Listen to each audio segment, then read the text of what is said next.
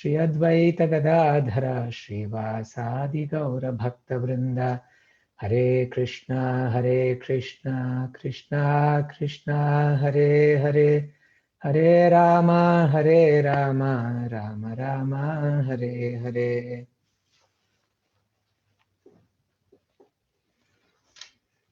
My obeisances to all the Vaishnavas present. I see Pyarimon Prabhu's login also today. My obeisances at the feet of Pyarimon Prabhu and Jiva Mataji. Okay, so we are reading chapter 3, verse number 2. I didn't attend the live session yesterday, but I heard a wonderful class yesterday given by Pyarimon Prabhu on verse number 3.1. It was actually very, very practical and realized talk Prabhu has given. If any of you haven't attended yesterday, I highly recommend that wonderful talk. Okay, so 3.2. Let me share my screen.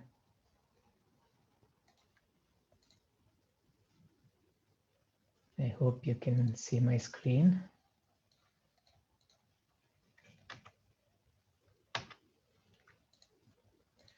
Okay, please repeat after me.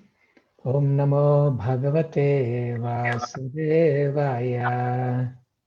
Om Namo Bhagavate Vasudevaya. Om Namo Bhagavate Vasudevaya. Om Namo Bhagavate Vasudevaya. Om Namo Bhagavate Vasudevaya. Om Namo Bhagavate Vasudevaya. Reading from Bhagavad Gita as it is, chapter number 3.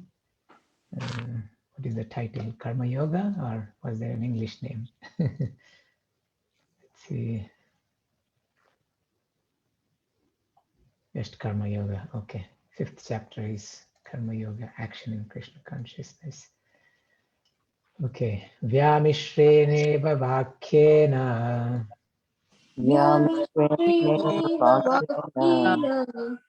buddhim mohayasiva me tadekam vada nishchitya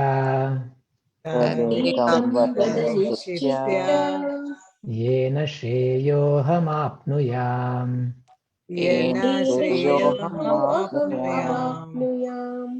Vyamishreneva vakyena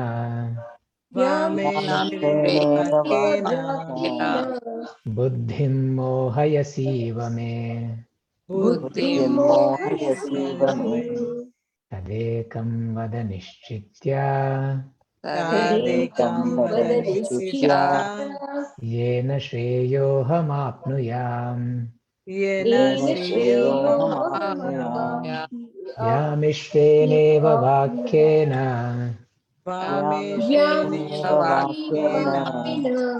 buddhim mohayasiva me tadekam vada nishchitya yena shreyohamapnuyam.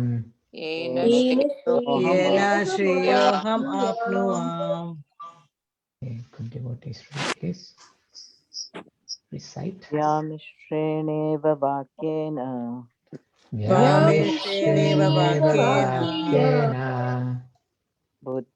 mohayasiva me tadekam vada nishchitya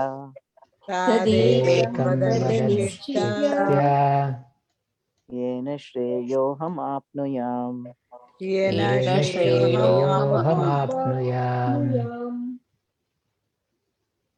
Vameshreneva vakyena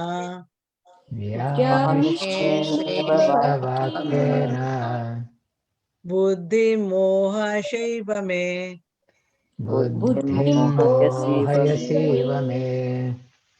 tadekam vada nishchitta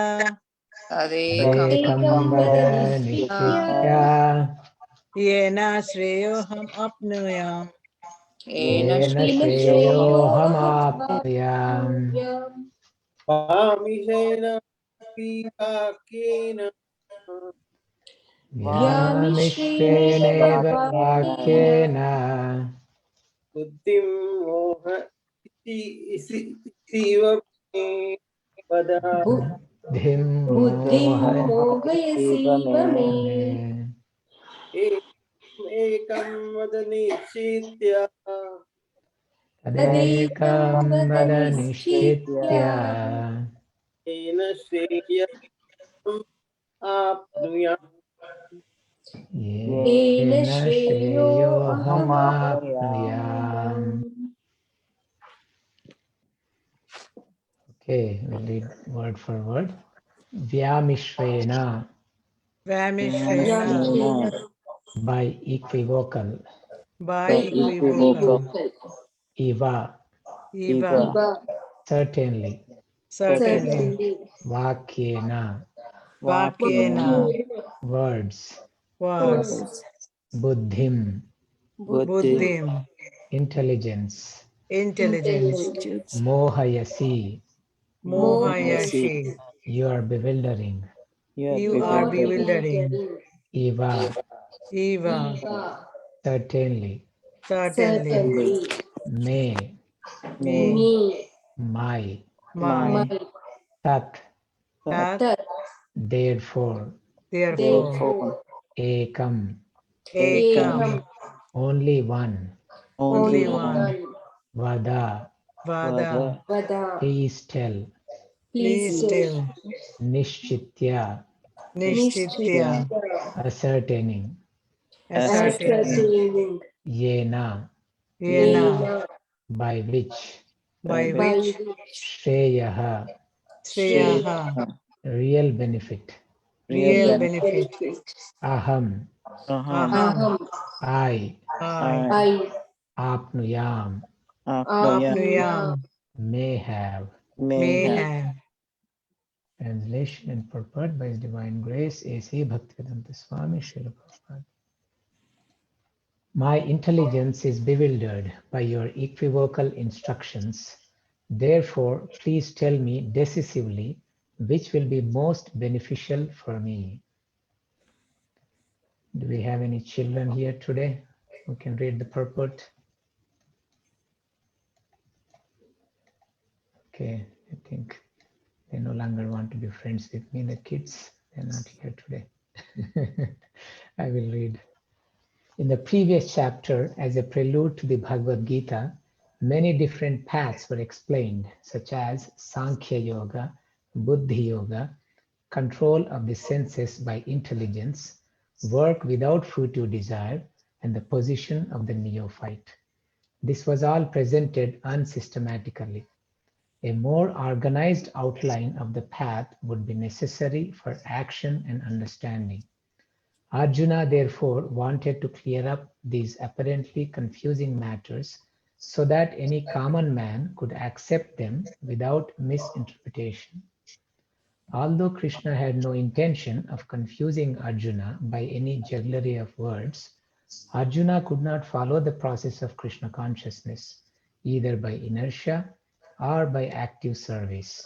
In other words, by his questions, he is clearing the path of Krishna consciousness for all students who seriously want to understand the mystery of the Bhagavad Gita.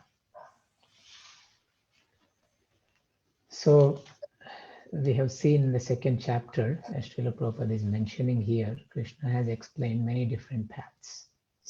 And how many did Srila Prabhupada outline? How many paths is he saying Krishna discussed?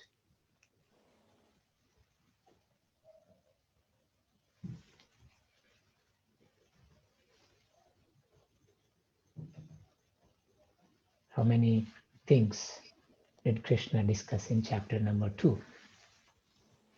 Does anyone remember?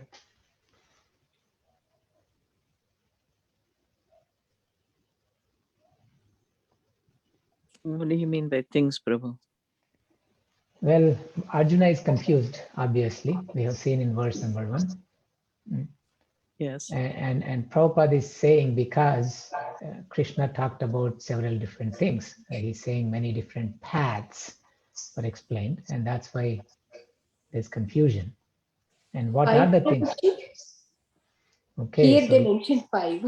yes, here there are 5. Sankhya, Buddhi, control of the senses by intelligence, work without fruitive desire, and position of the neophyte. So of course, position of the neophyte,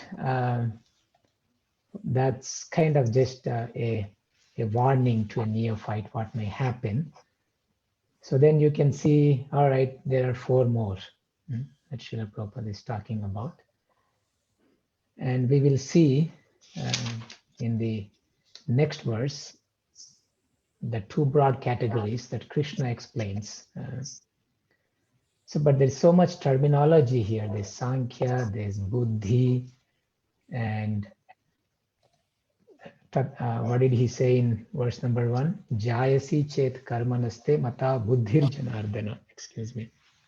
Tatkim karmani ghore mam niyojayasi keshava. So Arjuna used karma and buddhi in verse number 1. And the purport here, Srila Prabhupada is talking about Sankhya, Buddhi, and he's saying work without fruitive desire. That is, say, Nishkama Karma Yoga.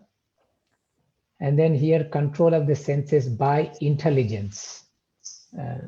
He's talking about the Sthita Prajna,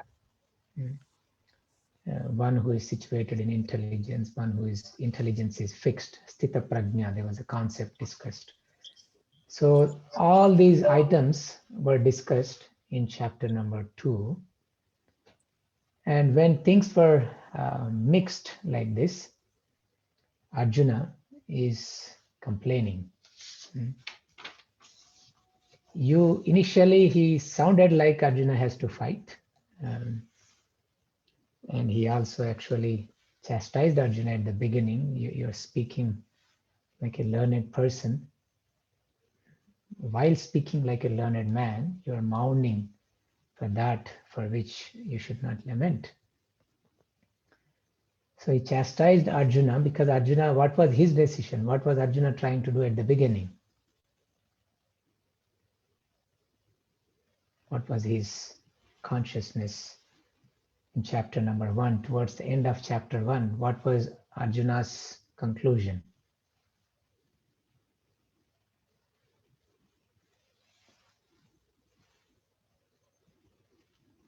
Which of these paths was Arjuna trying to take?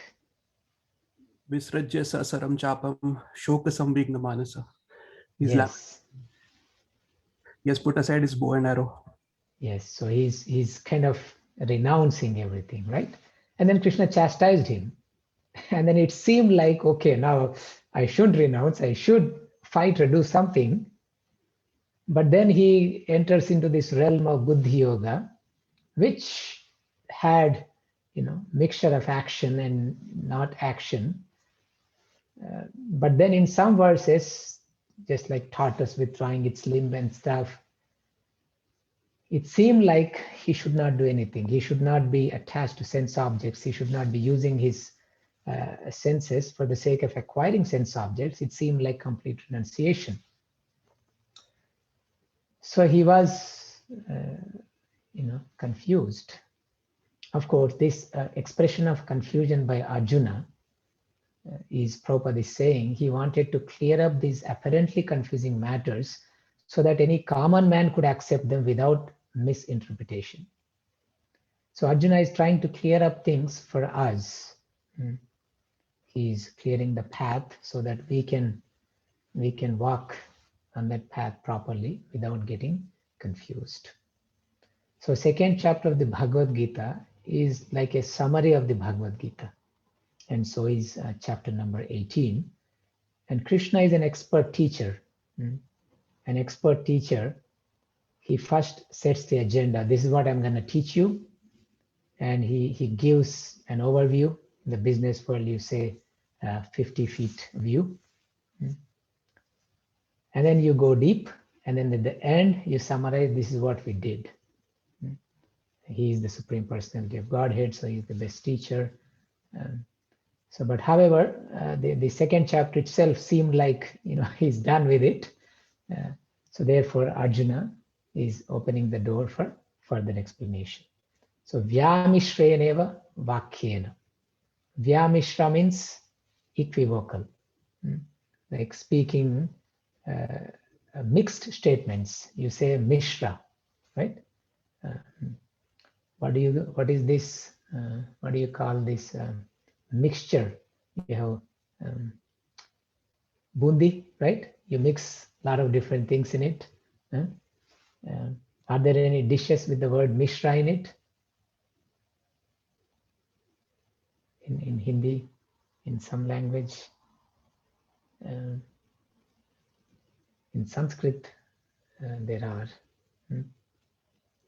So there, at least we say mixture. I think that packet which has all these things is called a mixture, if I'm not wrong. So it seems like Vyamishra, he's mixing them in a confusing way. Therefore, Arjuna is confused. But is Krishna really doing that? Is Arjuna blaming Krishna that you didn't explain properly? Krishna being the Supreme Personality of Godhead, did he not know how to present? No, that's not what Arjuna. Arjuna is not accusing Krishna of improper presentation. Therefore, he uses the word buddhi mohayasi iva. You are as if you are confusing. So that iva signifies that he hasn't really confused him, but it appears to be confusing. And therefore, Prabhupada says he's clearing the path for us who will be confused. And naturally, when we were reading chapter number 2, when I discuss what have we read previously, where are we, and it's very hard to wrap our head around what's going on unless we read several times. And not only that, if you read commentaries on Bhagavad Gita, and different commentaries may emphasize different things. And we see how Bhagavad Gita is used by different people, the politicians and all the people. They may use for a particular agenda Bhagavad Gita. Gandhi used Bhagavad Gita for what purpose? For nationalism, for acquiring independence to what means? How did Gandhi use Bhagavad Gita? To promote non-violence. Yes, to win over an enemy using non-violence technique. That Arjuna was not using that. Arjuna was not like, if you don't give me my kingdom, I am going to fast here. And Duryodhana will say, thank you, right? It will be done. So therefore, Bhagavad Gita, it must be read in Guru Parampara with a proper method of submission and inquiry. And that is necessary.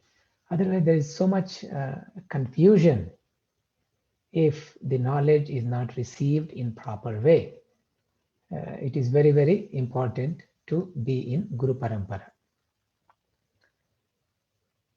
So in other words, by his questions, he's clearing the path of Krishna consciousness for all students. And Arjuna does this throughout the Bhagavad Gita. In the 4th chapter, when, well, I'll not say, I'll just ask all of you, what are some of the places where Arjuna has done things like this, clearing the path for all of us? Well, on the 4th chapter, when Krishna says that I gave this knowledge to Vivaswan, and then Arjuna says that how can I believe you? Exactly. Wonderful. Excellent one. Yeah. So he was like, oh, okay, you gave this to Vivaswan. So tell me more. How is it possible?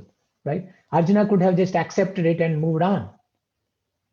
Then there would be confusion in this world. Same thing here. Arjuna could have accepted and moved on, but he did not. What other places? Any of you? We already finished Bhagavad Gita one cycle throughout the summer. So not probably summer and more into fall as well. Anyone else? What are some of the places where Arjuna was kind of clearing the path for our understanding? 5th chapter again, he asks the same question. Yes, 5th chapter. And actually there, this very same thing that Krishna is discussing here, he'll talk in the next verse, will be clarified in the 5th chapter. In the next verse, he says there are two types of nishta.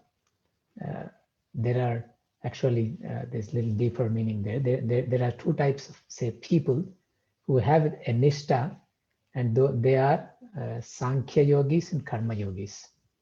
And that gets clarified in 5th chapter further. He says that those two actually are same. Anyone who applies to either path will succeed, and he gives more clarity on that one. Then where else?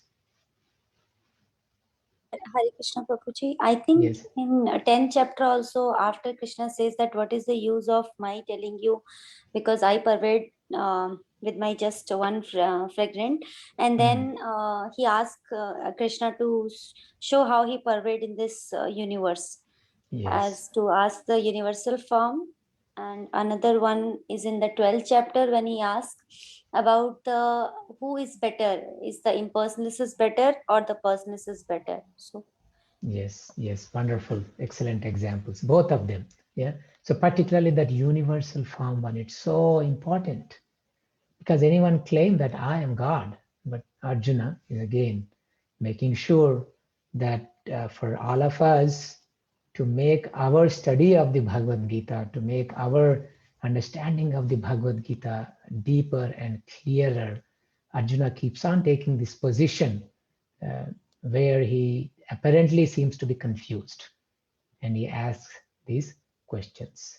And even in the 8th chapter,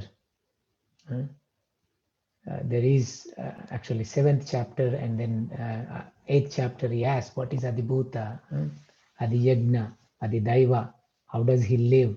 All these things he will ask. Who is the Lord of the sacrifice? Even though Krishna told in the Bhagavad Gita previously, Bhoktaram Yagna Tapasam, he still further clarifies certain things. So throughout the Bhagavad Gita, Arjuna is expressing these apparent confusions. But the mood of Arjuna, like Pyari Prabhu was saying yesterday, we can have some doubts in the beginning and we can seek clarification.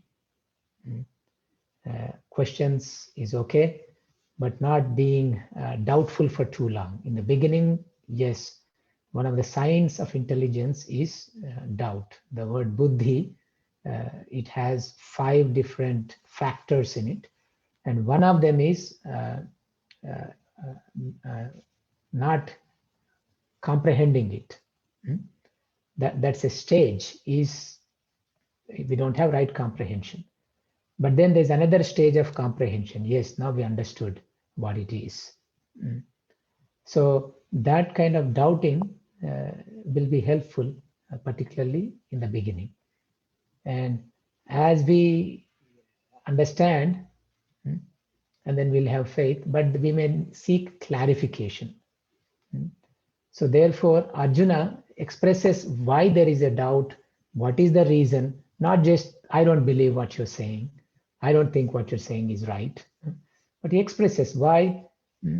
You have talked about karma, you have talked about buddhi, and it seemed to me like buddhi is higher, but now you're engaging me in karma. Not only karma, what karma is engaging him? Tatkim karmani ghore mam. What does ghora mean? What does the word ghora mean?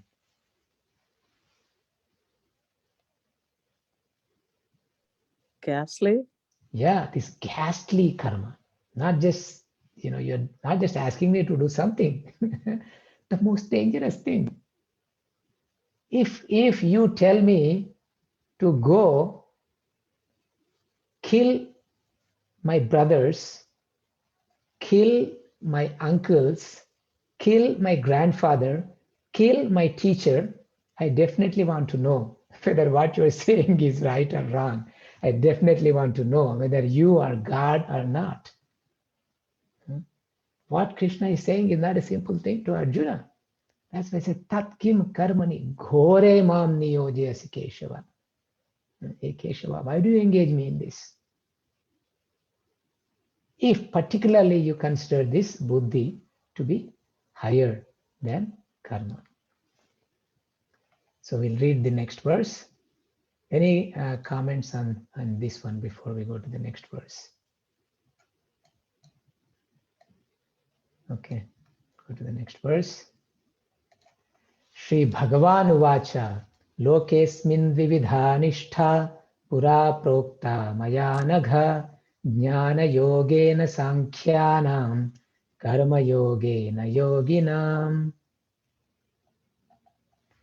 Shri Bhagavan Uvacha, the Supreme Personality of Godhead, said, Loke, in the world, asmin, this, dvividha, two kinds of nishtha, faith, pura, formerly, prokta, were said, maya, by me, anagha, O sinless one, jnana yogena, by the linking process of knowledge, sankhyanam, of the empiric philosophers, karma yogena, by the linking process of devotion, yoginam, of the devotees. The Supreme Personality of Godhead said, O sinless Arjuna, I have already explained that there are two classes of men who try to realize the self. Some are inclined to understand it by empirical philosophical speculation, and others by devotional service. So here you can see what Srila Prabhupada is doing. If anyone noticed, what is devotional service in this context? What is Srila Prabhupada equating devotional service to?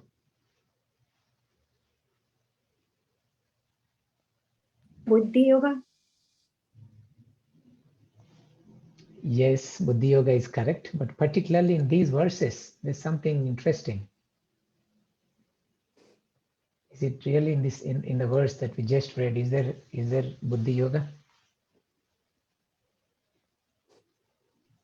Karma Yoga.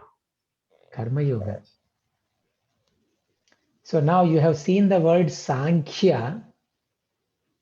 That Sankhya is related to Jnana Yoga. Okay, so when you see Sankhya Yoga, and that's equated to Jnana Yoga, and sometimes that's even equated to renunciation, giving up the actions. So these three are kind of related.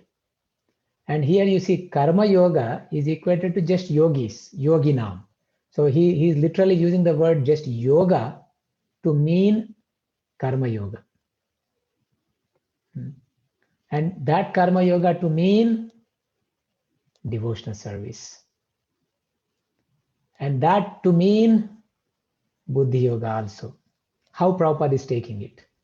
But however, Karma Yoga and Buddhi Yoga are not necessarily same. Strictly speaking, Jnana Yoga is higher than Karma Yoga. Then why would Karma Yoga be devotional service and not Jnana Yoga? So the point is here, Srila Prabhupada, when he uses the word devotional service, he kind of means we are following the process of bhakti by doing activities rather than being inactive. And in the Buddhi Yoga context is what he uses. When Prabhupada is saying by the linking process of devotional service, he's specifically talking about Buddhi Yoga. Otherwise, Buddhi Yoga and Karma Yoga, there is some difference. Does anyone know what the difference between Karma Yoga and Buddhi Yoga as given by Srila Prabhupada?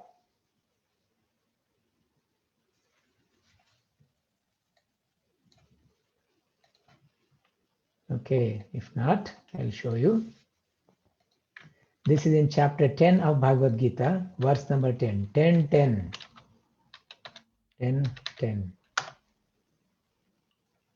Easy to remember, both sides 10.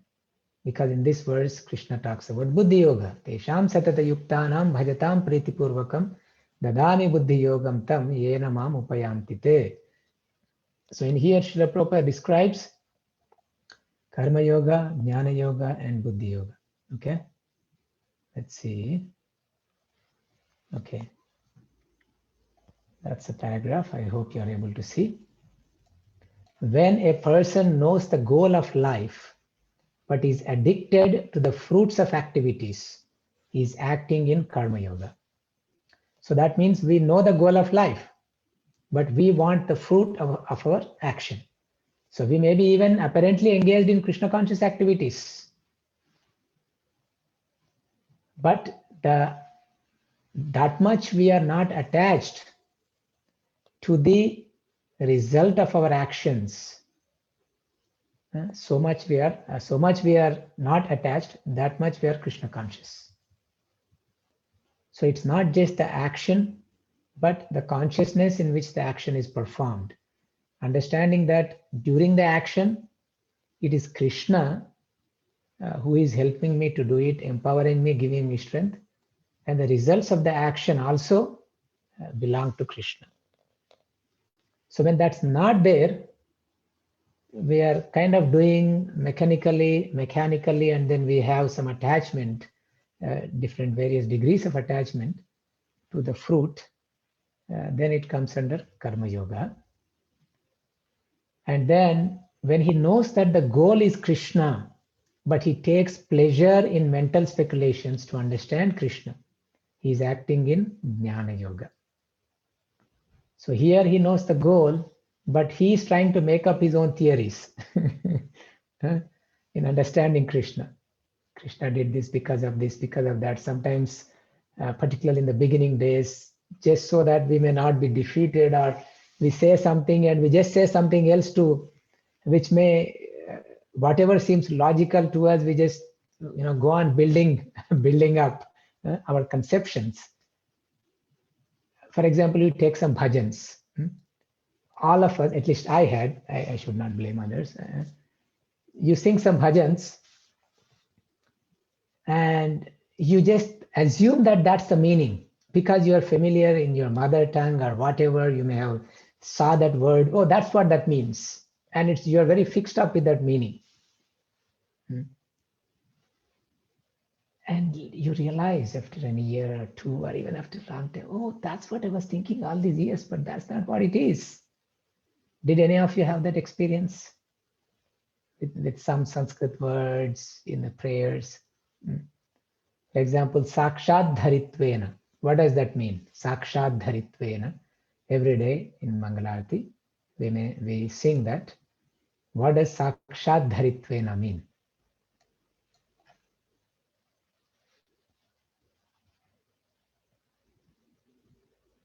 When we sing in the morning, Gurvashtakam, Sakshat Dharitvena Samasta Shastra Yuktastatha Bhavyata Eva Sadhi. Right? Sakshat Dharitvena. So it is Sakshat Hari, means the spiritual master is like Hari. So for some reason in the beginning days, Dharitri, Dharitvena, that means the planet. So much means spiritual master is famous throughout the planet.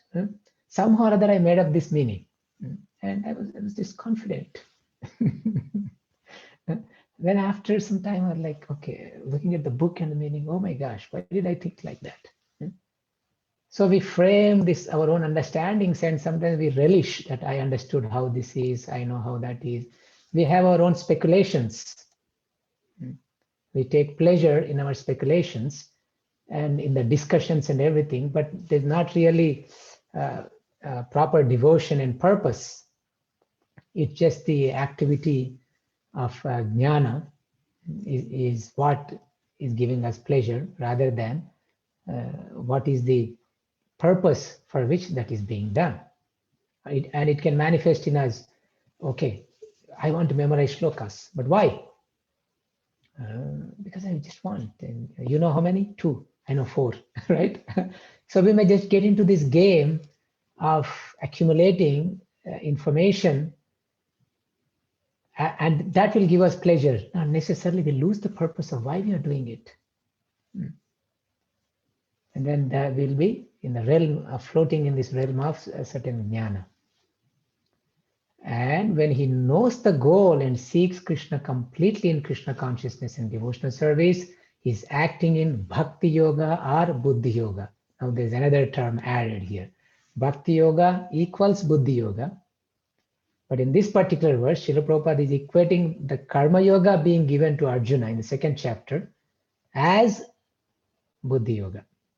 as Bhakti Yoga. That means that's Bhakti Yoga. So he translated it as devotional service.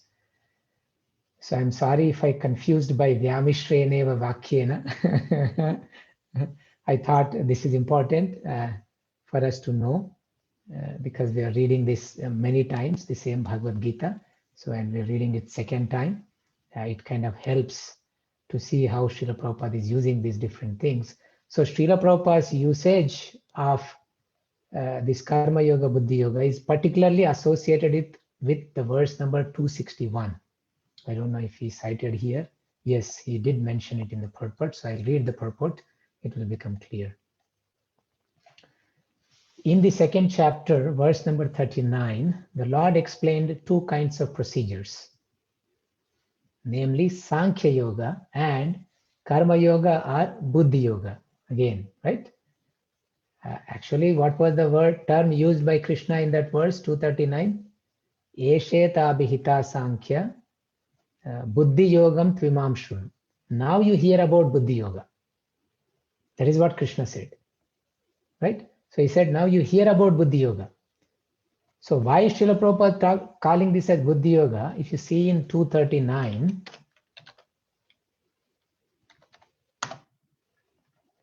Krishna said, Yeshet abhihita Sankhya Buddhir Yogam Tvimam Shunu. And again, Buddhya Yukto Yaya Partha Karma Bandham Prahasyasi. Krishna declared, I gave you Sankhya up till now. And from now on, I'll give you Buddhi Yoga. But within that Buddhi Yoga, he included Karmanyeva Adhikaraste Mahaphaleshu Kadachana, which is Karma Yoga. He didn't quite say that you do the karma for me. He just said you do not have right to you have right to your prescribed duties, but not to the fruits of your actions. Don't be attached to not performing your duty. That's all he said. He didn't say that you have to do it for me. While doing, you have to think of me. He didn't say all those things. But later, he said something else. So it was leading up to Buddhi Yoga. In that process, he had Karma Yoga. He had this aspect of renunciation through intelligence. He had this section of the difficulties of a practitioner, of a sadhaka, of a neophyte. What happens when he is practicing Krishna consciousness? If he deviates and he focuses on some other objects, then he will be distracted. He'll develop attachment and anger, and there'll be fall down and all these things. So he discussed various things, but the theme was actually Buddhi Yoga. So this is how Prabhupada's commentary. It's beautiful the way Prabhupada has gave the commentaries. I looked up commentaries of other acharyas as well, but Prabhupada's commentary is really unique and very beautiful and very technical. And you have Vishnu Chakravarti giving something, Baldev Vidyabhushan giving something, Sridhar Swami, Ramanujacharya, Shankaracharya, right? And there's sweetness of Prabhupada's commentary in these verses that I was seeing, that he's giving the unique way of seeing something. He's opening some other things that other acharyas haven't explained. So he is basing off of this, as this is Buddhi Yoga and this is Sankhya Yoga. So in this verse, the Lord explains the same more clearly. Sankhya Yoga, or the analytical study of the nature of spirit and matter, is the subject matter for persons who are inclined to speculate and understand things by experimental knowledge and philosophy. The other class of men work in Krishna consciousness as it is explained in the 61st verse of the second chapter. What is in the 61st verse of the second chapter? There's something really, really important that is in the 61st verse of the second chapter. The Lord has explained also in the 39th verse that by working by the principles of Buddhi Yoga or Krishna consciousness, one can be relieved from the bonds of action. And furthermore, there is no flaw in the process. The same principle is more clearly explained in 61st verse, that this Buddhi Yoga is to depend entirely on the Supreme, or more specifically on Krishna, and in this way all the senses can be brought under control very easily. So this is the part 261 is the one that is Srila Prabhupada is taking as the fundamental verse for his commentary, and why he's calling it devotional service, why he's equating Buddhi Yoga, Bhakti Yoga, Karma Yoga, what's being discussed here. And in this one, specifically, there's one word that Krishna uses, Matparaha. So far, Krishna hasn't revealed who he is. He didn't say, I'm Supreme Personality of Godhead. What is the relationship between Arjuna and Krishna in this so far? By this point, what is the relationship? Still friend. Friend. Spiritual master.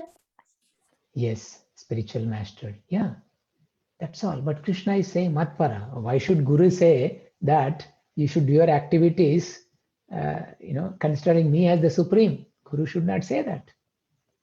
Guru says Krishna is the Supreme. He is acting for the purpose of Krishna. But here Krishna is saying something in advance before even in the 4th chapter he reveals who he is. In the 3rd chapter also he mentions something about doing activities for him. Mai sarvani karmani sanyasya adhyatma chetasa. So this matpara in relationship with me, this is the critical point that Srila Prabhupada is focusing on. And the beauty of Srila Prabhupada's purport is throughout he keeps us on track that bhakti is the goal. Sometimes we may get distracted reading Bhagavad Gita, this verse, that verse, Krishna is saying this, and this is the reason why people may use Bhagavad Gita for different things. They may just take 1 or 2 verses. But the way Prabhupada's books are in such a way that if you find 1 page from Prabhupada books on the street, you cannot be confused that the goal is bhakti. Even in that verse, Krishna did not mention bhakti. Prabhupada will talk about devotional service because he is continuing the theme, carrying the goal, carrying the purpose. The real Buddhi Yogi is someone who knows the goal and focusing on the goal. And you can see Prabhupada's Buddhi Yoga in his purports, never deviating from the goal. Always devotional service is mentioned. Sometimes in the beginning days, it's why is Prabhupada saying this? Krishna did not say that. But only when we know what Krishna said before and what he's going to say after, then we'll realize why Prabhupada is focusing so much on this particular aspect of devotion. So this matpara, fixing consciousness on Krishna, that's what Prabhupada is talking about. Because it is to depend entirely on the Supreme. And in this way, all senses can be brought under control very easily. Therefore, both the yogas are interdependent as religion and philosophy. Religion without philosophy is sentiment or sometimes fanaticism, while philosophy without religion is mental speculation. Such a beautiful statement, right? You can make a quote and put it on WhatsApp profile, Twitter or Facebook. Someone can just put this and tweet. Such a nice thing. Religion without philosophy is sentiment. What does this mean? Any example, anyone?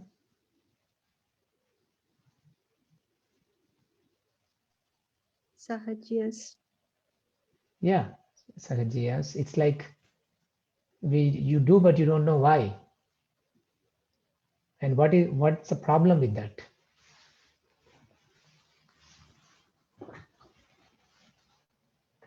Follow blindly. Yeah. That's why Prabhupada is calling it as what? Fanaticism. When you follow blindly, it will become fanaticism. Is there fanaticism in religion these days? Yes. Yeah. And the world has experienced so much in the name of religion. Just because someone, is of different faith, so much hatred. Because without proper understanding of what the religion is, it's just like a affiliation, nothing more than that. I identify with this, I'm affiliated with this, and I just don't know. That's it. And if you are different from this, then you're not right. And then philosophy without religion is mental speculation. And what's the problem with this?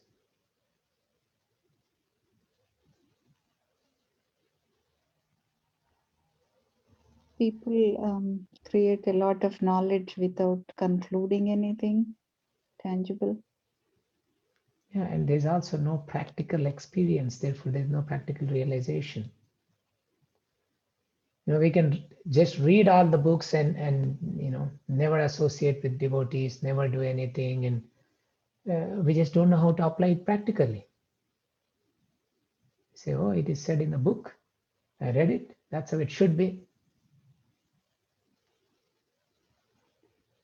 And also the heart, the finer sentiments and everything will not properly develop. So therefore, the ritual part of the religion, the performing activities, observing festivals, doing these things, they are very important for different senses. And there's one person, he's very philosophical and everything. One devotee, Prabhupada disciple, told me this, and he came to the temple and he was this and that. He couldn't understand anything, and the devotee said, "Can you help me in gardening for Krishna? We are trying to grow some flowers to Krishna." So he engaged in some work and everything, and later things started making sense to him. So by engaging in practical service, the heart becomes purified, and that's the whole topic that Krishna is going to discuss. Is without action, without practical engagement, the heart will not be purified. So therefore, engaging in practical devotional service is very, very important. It purifies our heart, then our vision will be right, then it opens up path for wonderful sweet realizations. And all we do is just say, you go to temple, get down on the knees and clean the floor and everything. I mean, it feels so good. We may read so many things about humility, 10 books, but there's something in practical service. There is something in the association of devotees. There's something doing together. Then it just helps us to make significant progress. Otherwise, we'll just remain on this path of speculation. So therefore, these two are important. Both are important. Sometimes we may be, just focus on the ritual aspect. So I just have to do like this, then I'm done. But we don't know why we are doing, what's the purpose, where we are going, what's the goal. So therefore, both are important, and they are interconnected. Like Srila Prabhupada is saying, they are interdependent. So the ultimate goal is Krishna, because the philosophers who are also sincerely searching after the absolute truth come in the end to Krishna consciousness. This is also stated in the Bhagavad Gita. Where is this stated? Where is it stated that ultimately those who are philosophers who are also sincerely searching, in the end they come to Krishna consciousness? Chapter 12, Prabhu. Janmanamante. Is that one you are referring? Yes. Bahunam janmanamante jnanavan man prapadyate vasudeva sarvamiti samahatma sudurlabha. Yes, philosophers can also get there, but after a long time. After a long time, they come to the conclusion that Krishna is the ultimate goal. So the whole process is to understand the real position of the self in relation to the super self. The indirect process is philosophical speculation, by which gradually one may come to the point of Krishna consciousness. And the other process is directly connecting everything with Krishna in Krishna consciousness. Of these two, the path of Krishna consciousness is better because it does not depend on purifying the senses by a philosophical process. Krishna consciousness is itself the purifying process, and by the direct method of devotional service, it is simultaneously easy and sublime. So here we see that Srila Prabhupada is equating this process of Buddhi Yoga or even Karma Yoga, like Krishna is saying, to be devotional service. There are a few more things in here to point out. So here, Krishna uses a singular noun for a dual thing. Shri Bhagavan Uvacha Lokesmin Dvividha Nishtha Pura Prokta Mayanaga. There is only one Nishtha. Even though these two paths are there, Jnana and Sankhya, Baladev Vidyabhushan explains that by using the singular Nishtha, Krishna is saying their steadiness, their purpose, their goal is one. For that one goal, there are these two things, which is Jnana Yoga and Karma Yoga. And this is what Ganapati Govinda Prabhu was saying in chapter number 5. Arjuna still has a doubt. And just for the sake of reference, I'll show you. So 5.5, I showed you 10.10 of the Bhagavad Gita. What was there in 10.10? Explanation of Sankhya Yoga, Buddhi Yoga, and Karma Yoga. Yes, wonderful, right? That yoga definitions were there in 10.10. So in 5.5, which is again double number, 5.5, Yat Sankhya prapyate sthanam tad yogairapi gamyate. Etam Sankyam cha yogam cha ya pashyati sapashyati. We are discussing the same topic about Sankhya and about yoga. And he's saying, one who knows that the position reached by means of analytical study can also be attained by devotional service. Again, consistently, Srila Prabhupada here also translate this as devotional service.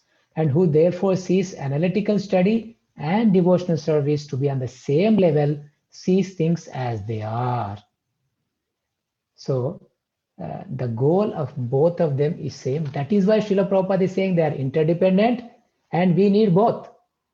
We need philosophy, we need practical activity. Both are required. If you just become fanatical about one, then it doesn't work. So we have to have both. And Srila Prabhupada, that's why he gave us both. He gave us wonderful process. You get up in the morning, do Mangalarti, sing bhajans, practical arti, and then study, and then cook bhoga, offer things to Krishna, and do things ourselves, clean the temple and do all these activities for Krishna. Go out and Sankirtan. So he included these two systems in Krishna Consciousness Society. And this is precisely why Srila Prabhupada is so successful. So successful. This kind of thing is not found in other traditions. When I was, getting initiated, I was in a dilemma what to take up. I was like, okay, I come from South India. I should take a South Indian Vaishnava process. I should just get initiated in Sri Sampradaya. And my wife, she just said, look, if you want a practical process, nobody beats ISKCON. You go to any temple, anywhere, we have this practical process. And in this practical way, and made it suitable for current time, place, circumstance. If you want to go back to Godhead, yes, there are many bona fide acharyas and sampradayas, but this level of integrating philosophy and religion together in a practical way for the modern time, place, circumstances, you cannot find anywhere else. And it was a very strong discussion we had of how Prabhupada nicely he has given us to attain the goal of life. So this is one thing I wanted to point out, that Nishtha is one. There are Jnana Yoga, which is equated to Sankhya, and then Karma Yoga equated to Yoga. And that's what you find here. In here, Krishna only uses the word Sankhya and Yoga. But we see here that Yoga means Karma Yoga and Sankhya means Jnana Yoga.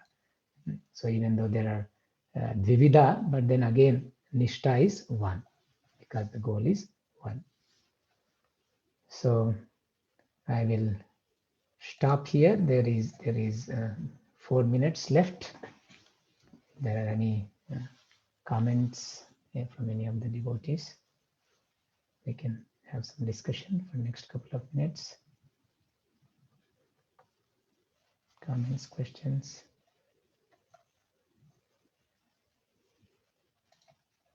I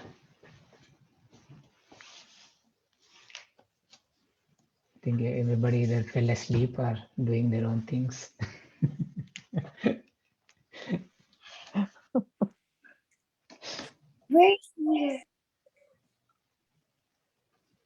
Somebody saying something?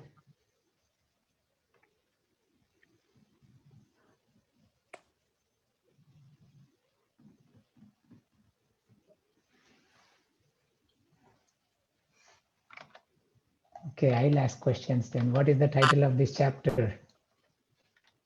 Karma Yoga. Yes, Karma Yoga. And how did Srila Prabhupada define Karma Yoga? Devotional service.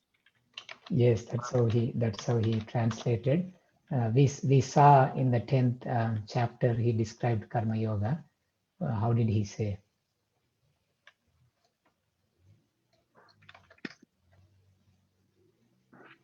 So, He knows the goal of life, but addicted to the fruits of activities. So there is still some attachment to the fruits in Karma Yoga of activity, but in Buddhi Yoga, total detachment. We are doing for Krishna, the results are for Krishna, more firmly fixed. In Jnana Yoga, what is the quality? He knows the goal, Krishna, but he's trying to speculate. Yes, and he's taking pleasure in those speculations. So sometimes we just take pleasure in the jnana, in the information and stuff, but not necessarily, it doesn't translate to increasing our bhakti. So that is Jnana Yoga. So, but Prabhupada, from the beginning, he's trying to steer us towards Buddhi Yoga through his purports. Which one should we practice? Karma Yoga or Jnana Yoga? Jnana Yoga. Who said Jnana Yoga? Who was that little child? was it Radhika or Tulsi? It was Radhika. Tulsi didn't hear the class, Radhika. Mataji. Okay, Radhika, thank you for participating. So Jnana Yoga, so both. We need philosophy, we need religion. Primarily, we engage in Buddhi Yoga, but we have elements of Jnana Yoga, particularly in connection with Krishna, not in a speculative way, but in the means of devotional knowledge. So both are interdependent. Religion without, what is religion without philosophy? Armchair speculation. Fanaticism. Fanaticism, yes. Fanaticism. And philosophy without religion? Mental speculation. Mental speculation. Yes, yes. So very nice verse. 3, 3, 5, 5, 10, 10. All are connected. 3, 3, 5, 5, and 10, 10. 3, 3, 5, 5, 10. So you can have a relationship between these verses. Next time when you think of either of these, the associated information is in these other verses. So okay, I'll stop here. I hope it is somewhat useful for those who participated and heard. So thank you very much. Vanchakalpatarubhyascha kripa sindhubhya evacha patitanam pavanebhyo vaishnavebhyo namo namaha. Vaishnavyo namo namah. Koti Vaishnavan ki jai. Srila Prabhupada ki jai. Jai. Srinivasacarya Prabhu ki jai. Jai. Hare Krishna. Thank you, Prabhuji, very much. Thank you. Hare Krishna, everyone.